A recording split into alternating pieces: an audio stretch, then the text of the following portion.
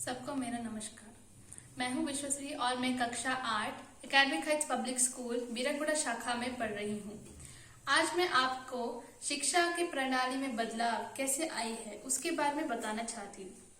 तो शिक्षा हमारे जीवन में बहुत महत्वपूर्ण है, तो इसीलिए हम ये जान लेंगे कि शिक्षा की प्रणाली प्राचीन काल से आधुनिक काल तक कितनी प्रभाव हुई है। तो अब हम प्राचीन काल के बारे में जानते हैं। प्राचीन काल में शिक्षा गुरुकुल में की जाती थी और गुरुकुल में बच्चे 8 साल होने के बाद बच्चे गुरुकुल जाते हैं और 12 वर्ष तक वही रहते हैं। शिक्षा प्राप्त 12 वर्ष के बाद अगर शिक्षा प्राप्त हुई तो वो गुरुकुल छोड़ जाते हैं। तो गुरुकुल में वो वेद और मंत्र की शिक्षा प्राप्त करते हैं और अच्छा बुरा की भी शिक्षा प्राप्त करते हैं। यहाँ सिर्फ शिक्षा ही नहीं बल्कि अपने गुरु की सेवा भी करते थे और गुरुकुल की काम भी करते थे, जैसे साफ सफाई करना, अपने गुरु की सेवा करना, गुरु की सहायता करना, जैसे पकान में, और बहुत सारे काम करते थे। तो जिससे वो सभी काम में बहुत सारे शिक्षा प्राप्त कर सकते हैं। तो गुरुकुल में बहुत ही महत्वपूर्ण बातें, बहुत महत्वपूर्ण शिक्षा प्राप्त कर सकते हैं हम। तो प्राचीन काल में गुरुकुल ऐसी थी।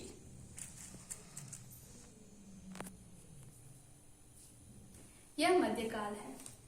अगर आप सोच रहे हैं कि गुरुकुल और मध्यकाल या प्राचीन काल और मध्यकाल में इतनी प्रभाव कैसी हुई है।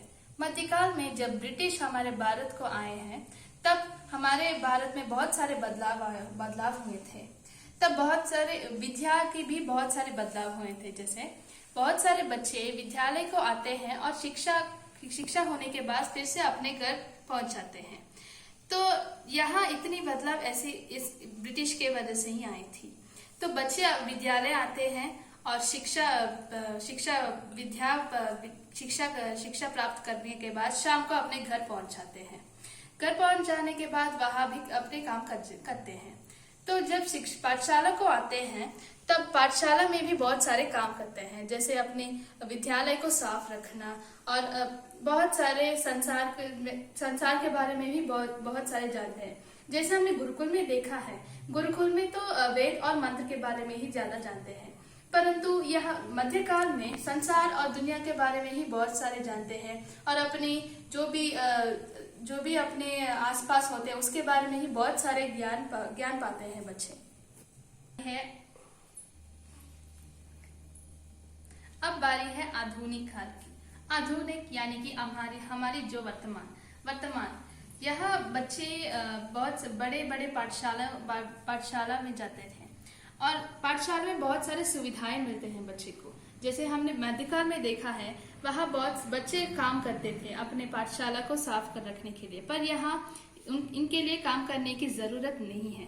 हम सिर्फ पढ़ाई के ऊपर ही ध्यान देते हैं ज्यादातर। और पाठशाला में बहुत सारी सुविधाएं मिलती है, जैसे कि पानी की सुविधाएं, शौचालय की सुविधाएं और कक्षा में एसी रहते हैं। और इसके लिए उनके विद्यार्थियों की माता पिता उन पाठशाला को फीस देते हैं, जिससे वो जो भी सुविधाएं देते हैं उसके लिए फीस रखी जाती है। और पुस्तक के लिए उनकी जो भी सुविधाएं दे रहे हैं उनके लिए सबके लिए फीस होती है। और जो भी पाठशाला आप देख रहे हैं वो अब हमारी वर्तमान है। जो भी बच्चे हैं वो उनके लिए सख्त नियम रहते हैं जिसे उन्हें पालन करना पड़ेगा। पहले भी रहते थे पर अभी उतने ज्यादा नहीं रहते हैं। ज्यादातर बच्चों को स्वतंत्रता से जीने के लिए देते हैं और ज्यादातर पाठशाला में काम करना भी बहुत ज्यादा नहीं होती। और यहाँ की बच्चे की जो भी रुचि होती है, जिसमें भी रुचि होती है पढ़ाई करने में, वो वहाँ जा सकते हैं और बहुत उनकी जो भी कला है उनकी भी प्रदर्शन कर सकते हैं।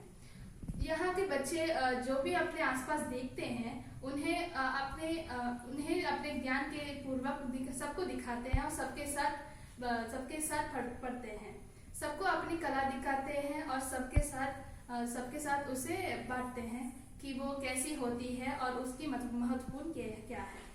तो बच्चों को इसमें ही रुचि होती है जहाँ वो आसपास देखें और उनके बारे में समझें। तो आधुनिक काल का भी बहुत ही महत्वपूर्ण बात होती है। तो जैसे आपने देखी है 3 काल, जो बहुत ही महत्वपूर्ण है, जो किसी भी काल में कोई भी कम नहीं थी।